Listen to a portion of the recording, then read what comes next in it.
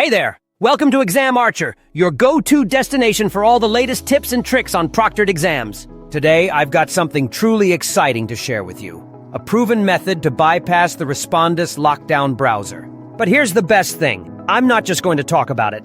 I'm going to show you a step-by-step video, a demonstration video of the lockdown browser being bypassed, complete with proof. So watch till end because I will share some secret method to bypass Respondus lockdown browser. Before going into the details of how to cheat on Respondus lockdown browser, we must know that what it is and how it works. Respondus lockdown browser is software that is designed to take online exams with strong security to prevent cheating. This means it puts a lockdown on your device, preventing copying, visiting other websites, or going to other applications while you're taking your test. So the question is how to cheat on Respondus lockdown browser with this type of security. Don't worry, this is doable, but only with help of our expert technical team.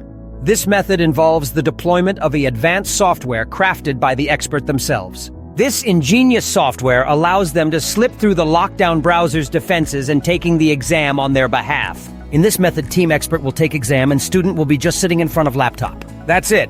Now, you might be wondering about the safety of using the technical expert method to cheat on the Respondus lockdown browser. The answer may surprise you. Yes, it's safe.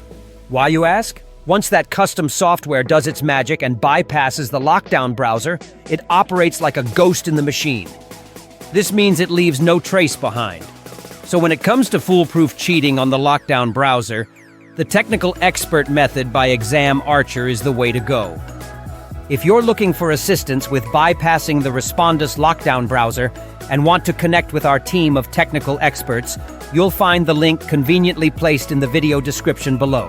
Click that link to access the support you need, or if you want a demonstration video. Thanks for watching this video.